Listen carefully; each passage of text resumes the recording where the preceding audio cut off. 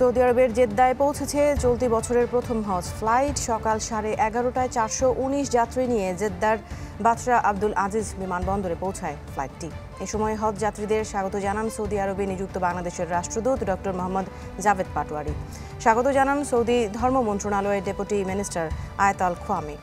Road two Mecca ইনিশিয়েটিভের আওতায় এই বছর বাংলাদেশ থেকে মোট 85,257 জন হজ পালনের জন্য নিবন্ধন সম্পন্ন করেছেন। দর্শক, হজ পরিস্থিতির সবশেষ খবর জানাতে সৌদি আরব থেকে আমাদের সহকর্মী শিহাব মোহাম্মদ শাহিন যুক্ত হচ্ছেন আমাদের সাথে। জনাব শাহিন, শুনতে পাচ্ছেন নিশ্চয়ই। এই পর্যন্ত কতজন হজযাত্রী সৌদি পৌঁছেছেন? সকালেই বাংলাদেশ থেকে প্রথম হজ ফ্লাইটটি রওনা হয়েছিল, আর এখনো পর্যন্ত কতজন হজে পৌঁছেছেন? জি, আপনাকে ধন্যবাদ।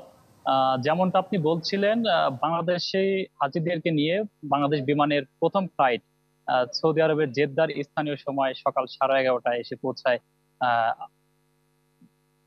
পৌঁছায় আব্দুল আজিজ বিমানবন্দরে। এই সময় সৌদি আরবে নিযুক্ত রাষ্ট্রদূত ডক্টর জাভেদ পাটোয়ারি এবং জেদ্দায় কনসুলেট কর্মকর্তা এবং হজ মিশনের কর্মকর্তারা সহ সৌদি আরবের হজ ও উমরা মন্ত্রণালয়ের কর্মকর্তারা হাজিদেরকে ফুল দিয়ে বরণ করেন। এ সময় হাজিরা তাদের যে এবারের যে হজ যাত্রায় তারা সন্তুষ্ট প্রকাশ করেন। আজকে প্রথম যে ফ্লাইটটি শুরু হয়েছে, এ পর্যন্ত আমরা যতটুকু জানতে পেরেছি প্রায় 2700 হাজি সৌদি আরবে এসেছেন। শাহিন, হজ যাত্রীদের বরণ করে নিতে সৌদি প্রশাসনের পক্ষ থেকে কি ধরনের ব্যবস্থা করা হয়েছে? জি, সৌদি হজ ও উমরা মন্ত্রণালয় কর্মকর্তারা প্রতি বছর হাজিদেরকে সৌদি আরবের ঐতিহ্য যে গাওয়া এবং চা দিয়ে ফুল দিয়ে তাদেরকে বরণ করা হয়। এর পাশাপাশি হাজিদের যে নির্ধারিত যে স্থান রয়েছেন, তাদের বাসা রয়েছেন, তাদের নির্দিষ্ট স্থানে তাদেরকে রাখা হয়। এর পরবর্তীতে হাজিরা তাদের যে হজের যে কার্যক্রম তাদের যে নির্ধারিত সময় তারা শুরু করবেন। জি জি।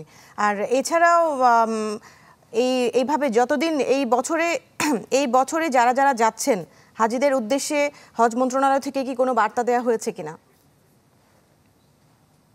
জি, সৌদি আরবের হজ ও উমরা মন্ত্রণালয় থেকে এবার কঠোর বিধিনিষেধ তারা আরোপ করেছেন। বিশেষ করে সুষ্ঠু হজ ব্যবস্থাপনা পরিচালনা করার জন্য সৌদি আরবের হজ উমরা মন্ত্রণালয়ের পক্ষ থেকে একটি ডিজিটাল কার্ডের ব্যবস্থা করা হয়েছে এবং জেল জরিমানার যারা নির্দিষ্ট যে 3টা অঞ্চল রয়েছে, জেদ্দা, মক্কা, মদিনার বাইরে হাজিরা যেতে পারবে না, এর বাইরে ভ্রমণও করতে পারবে না, কোথাও কাজের সুযোগ থাকবে না।